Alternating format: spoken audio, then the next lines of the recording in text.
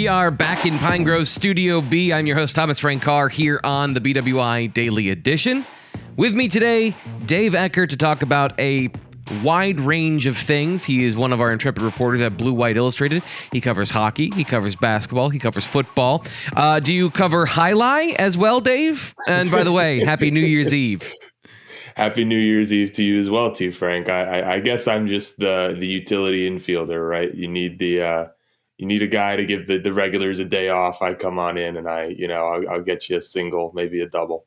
Oh, please. You're a 500 hitter at worst. So appreciate you taking some time today to come on the BWI Daily Edition. This is our New Year's Eve edition, but, there is a football game tomorrow, so it's not like there's any let up in our coverage of Penn State football. And if you want to check out what we have over at Blue White Illustrated, bluewhiteillustrated.com, to see Dave's thoughts on what's going to happen coming up tomorrow in the Outback Bowl between Penn State and Arkansas. And of course, we'll be getting into a couple other topics later in the show, but I do want to start there with the Outback Bowl. What have you seen and heard this week from either James Franklin or the other players that we've had a chance to hear from? And what are your thoughts going into the game against Arkansas? Yeah, so I think rightfully so, the major storyline this week has been Penn State dealing with the opt-outs, right? Because there's a lot of them. So that's really what we're hearing a lot about. And related topics, right? Like which wide receivers are going to step up for Jahan Dotson, all of that stuff. So yeah, that's really the dominant, I would say, storyline. And then, you got to talk about everything that's going on in the world, because I think there's been 5 bowl games that have been canceled because of COVID. That's something that they've got to be careful about down there. So yeah, there's a lot going on. But I would say the opt-outs really are the major topic, because for Penn State, it's just been so many guys that they're going to have to be without. The offense also without Rasheed Walker, as he was officially declared out by James Franklin, in an uncharacteristic move for Franklin to not only talk about that, but Olu Fashanu as his replacement. I know you and I haven't seen Fashanu in any capacity whatsoever, but what are you expecting out of that situation? And just give us a recap of what you've heard of Penn State's new left tackle going into the Outback Bowl. Yeah, so it sounds like, reading between the lines a little bit, that Fashanu was actually ahead of Landon Tengwall when it was behind Rasheed Walker there, and didn't get the opportunity to play against, I think it was Rutgers, when everybody was sick, because he was injured. So he's a guy that the recruiting services were really high on. The On3 consensus had him as a 4-star prospect. So really, that's about all that you really know about him at this point. Is he's a young, talented guy who hasn't really had the opportunity to get out there yet, but certainly he's someone that is going to be a part of Penn State's future, right? So if you're a Penn State fan, even if maybe the game isn't going the way you want it to be, he's a guy that you can look at and say, okay, how is he performing right now? Because this is a guy that Penn State is going to rely on, even if it's not next year, certainly the year after, and he's going to matter. So yeah, and what you just touched on there is, I think, pretty important in considering the fact that Rasheed Walker has been seen on crutches this week. So a guy that we all thought this would be his last season at Penn State, but if he's not healthy enough and he hasn't had a chance to do combine testing and be at full 100% capacity going into the offseason, there's not enough good tape out there to get him drafted where I think his potential is or where he would like to be. So now the door open for Walker to return for one more season at Penn State. So it's going to be an interesting offseason with that decision in mind, and what we've heard, as you mentioned, about Fashanu, who, whether it's Caden Wallace or if it's James Franklin or some of the other players on offense we've talked to or some on defense, always talk about how athletic Fashanu is. That's the part I want to see is, okay, not that I don't believe that they're telling me what they think is true, but like, what is the level of athleticism of Fashanu, and what does that do with Landon Tengwall and some of the other players? Because you're right, everything we heard this season was Landon Tengwall at every other position except left tackle, but they were put in a bind at the end of the season. On the defensive side of the ball, you mentioned the opt-outs. 5, I believe, defensive players have opted out of the bowl game, including the latest one, Derek Tangelo, the defensive tackle. Penn State now without either of their starting defensive tackles from the beginning of the season. Arkansas likes to run the football. What are you expecting of that matchup, given what we saw from the young guys at that position down the stretch? Yeah, if you just look at their front 7, right? Let's just, I guess, make a couple assumptions here and say that their first choice front 7 in June or whatever would have been Ebiketie, Tangelo, PJ Mustipher, and then Adisa Isaac, right? All 4 of those guys aren't available. It's not great. And then, you look at the linebackers and it's Curtis Jacobs and that's it. Yep. So clearly that is a major concern. One of their starting front 7. One. Yes. Yeah. That does not seem like it's going to go well, to be honest. We'll see. And that's kind of what I said in my prediction is, look, this is an Arkansas team that beat some very good programs by running the football. And they have a very physical quarterback who is, he's a running quarterback, but not really in the prototype that you're used to. He's going to run you over instead of go around you. So yeah, it's tough to see that working out well, to be totally honest with you. And certainly there are some depth guys that have stepped up and shown to be capable of playing at this level for Penn State, but there's a reason that they entered this season as depth guys. So yeah. It's going to be tough. They're going to need some guys to really step up, and I would be surprised if they handle that aspect of the game well. And I'm willing to be surprised. I've been wrong many times, but we'll see how that turns out. Yeah, with Arkansas returning in the bowl game, all but one of their offensive starters, including their offensive line. And if you want to check out my scouting report of the Arkansas offense, we did that on Monday here on the Blue White Illustrated YouTube channel and wherever you get your podcasts. This is a perfect time, Dave, to just blatantly hawk my wares. So give me 1 second. Make sure you subscribe to the YouTube channel and wherever you get your podcasts.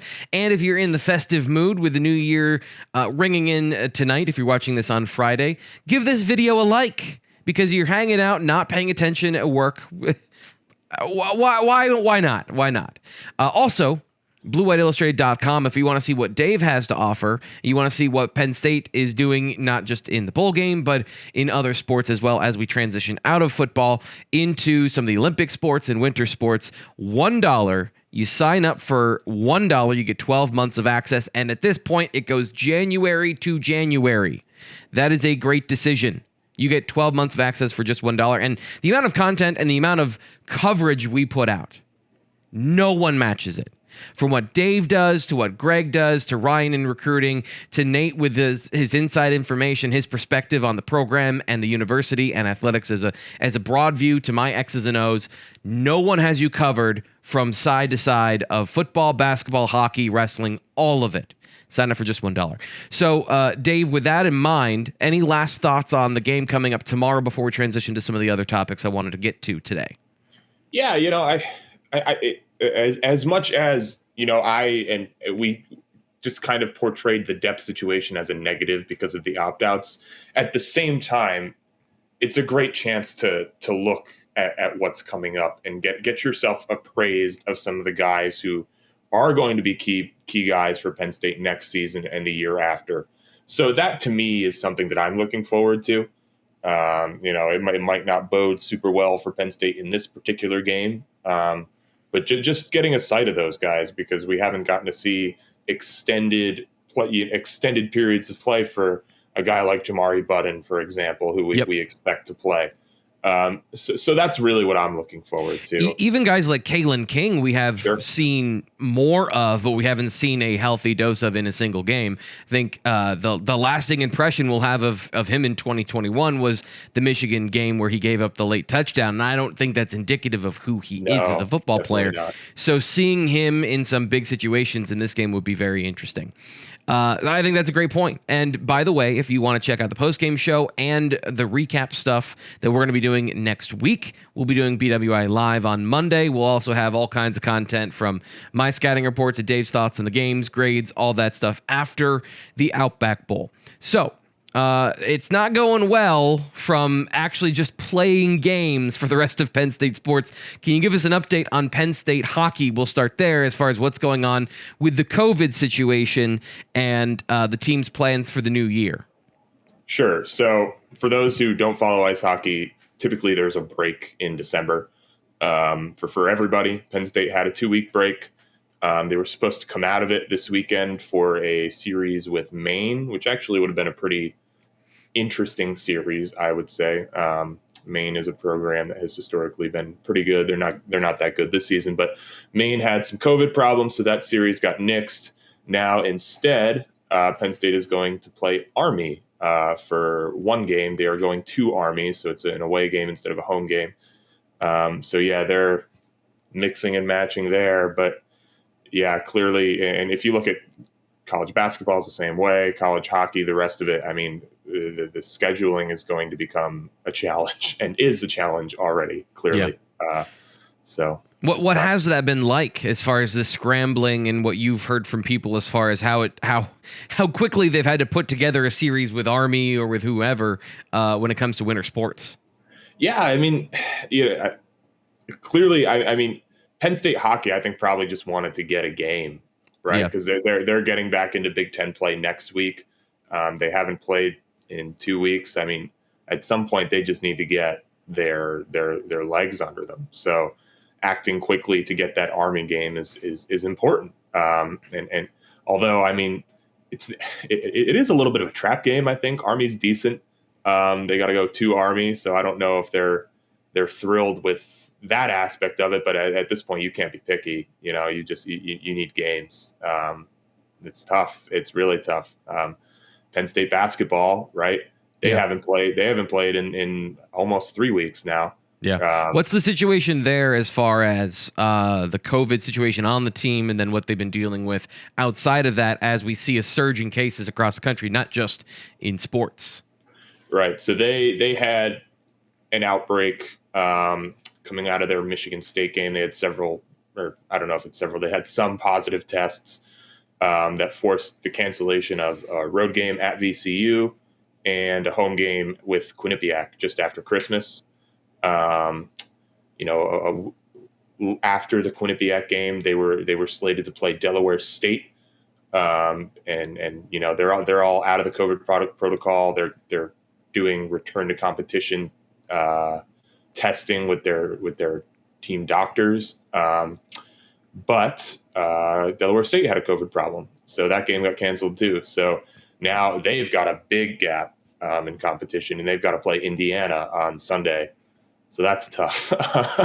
How hard is that? You mentioned with hockey, there are planned breaks for certain teams, but how hard is that for a basketball team to not play for 3 weeks and then go cold into a Big Ten game, start your Big Ten season? For this particular basketball team, I think it's a very big deal because it's one thing, right? If you're Jim Boeheim at Syracuse and you've got a team full of veterans who have all played your system and know what you want from them, and you have to pause for 2 weeks. That's not what this is. These guys are still learning what Micah Shrewsbury wants. They're still trying to learn each other because most of these guys haven't played with each other before this year.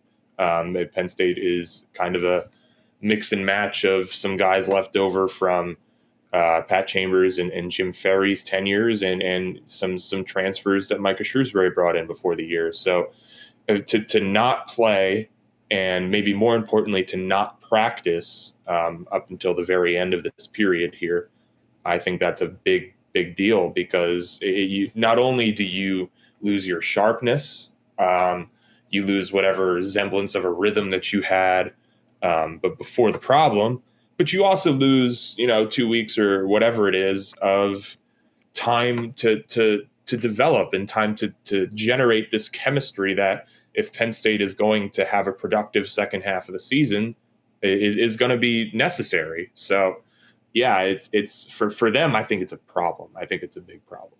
It's unfortunate. When they have been on the court, tell me about what you've seen from a guy like Greg Lee, who I know is new into the equation for the basketball team. Yeah, so Greg, he's a graduate transfer from Western Michigan. He had not played up until their very last game before this COVID break due to an injury he had to his leg. But he's a really exciting player. He's somebody that was going to be very important for Penn State before his injury, and is probably a starter. He's tall. He's about 6'9". He can shoot from outside. He was going to be a big piece for them. So I'm really excited to see what he can do. Again, Micah Shrewsbury kind of alluded to the fact that, hey, I haven't had the chance to get him more minutes. So I don't know how fit he's going to be to play against Indiana. And it might be a gradual buildup type of thing for him. But he's someone that if he could be a guy that wins Penn State some games here. He's a guy that, again, he can rebound, he can defend, he can shoot. So with his size, he's going to be really important for Penn State. And then finally, when it comes to the recruiting, tell us a little bit about what Penn State's been doing off the court and what might be coming up in the near future for them. Because I know that's really the game here, is get that part going and make the future brighter for this basketball organization. Yeah, if you asked me, is it more important that they play well or more important that they recruit well this year? It's recruit well. Yeah. This is not going to be a season that's going to allow Penn State to achieve its goals. But, they had a very good 2022 class. Their 2022 class has 5 high major basketball prospects in it and 1 blue chip in Jameel Brown, which by Penn State standards is a great class. So, but they got their 2023 class started in late November. They got a commitment from Braden Shrewsbury, who is Micah Shrewsbury's son. Your nepotism alarms might be going off there if you're listening to this. A little bit. Yeah, they did not just take him because he's Micah Shrewsbury's son. He's a very good player. He's a scoring guard.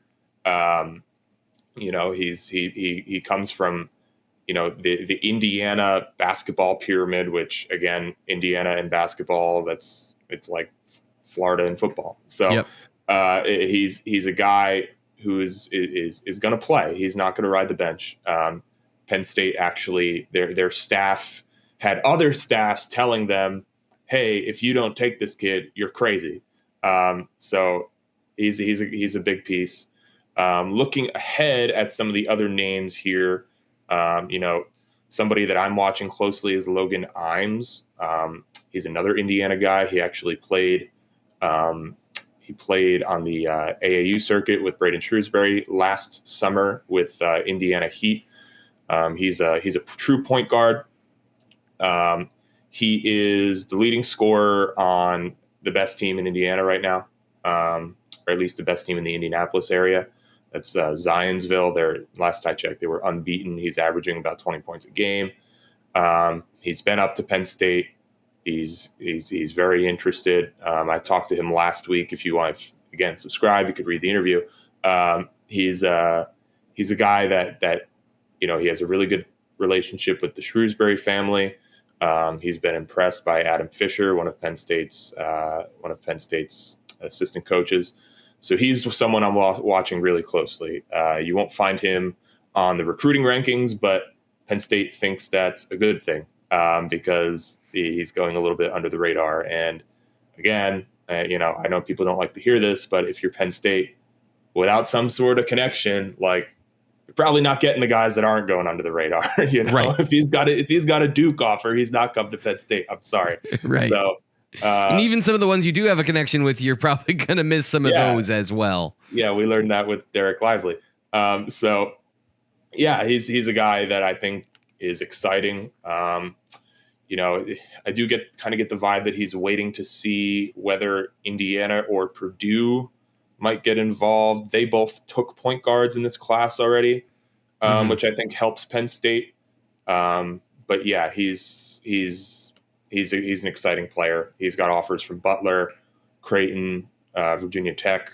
Again, all better basketball programs than Penn State, but clearly he's interested.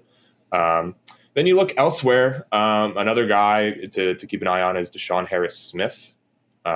He's a Virginia shooting guard, excuse me. He's somebody that is going to be in your rankings. I think he's a 4-star prospect and On3. Penn State is involved there. Jonathan Lamoth from St. Francis in Baltimore, another 4-star guy. He's the number, I think, 52nd overall recruit, according to On3. Penn State's going to be a player there. Justin Edwards is a 5-star small forward who was on campus this fall, I think for the Ball State game, if I remember correctly. He's from Emotep in Philly. Penn State's going to be a player there to the end, although Kentucky is making a really big push for him. So again, another one of those situations like, it's probably Kentucky. Right. Unless something terrible happens for him, it's Kentucky. Yeah. So, and then, they offered Kerry Booth recently, and they're going to recruit him hard. Adam Fisher was out to see him. He is Calvin Booth's son. So that's a very prominent former Penn State basketball player. So they have a connection there with him. I think Calvin, is he still the GM of the Nuggets? I believe so. Yeah. Yeah. So yeah. That's kind of where they're at. There's several other names, Devin Royal, Jaden Ross, that we can get into, but yeah, Logan Imes, I think is somebody to watch really closely for now. And then again, they're very closely involved with a bunch of other guys too. Dave Eckert here on the BWI Daily Edition. Thanks for coming on. Appreciate it. Yeah, you got it, T. Frank. That'll do it today for BWI, and at this point, that'll do it for the year. So thank you so much to everyone who's watched, subscribed, liked videos, and come back for more. We appreciate that more than you know, and we are going to double down and give you better content in 2022. So if you haven't yet, hit the subscribe button. We'll be back wherever you get your podcasts and on YouTube to bring you more in the new year, including tomorrow. First day of the new year, we have a live show after the Penn State football game against Arkansas. I'm your host, Thomas Frank Carr. Talk to you later.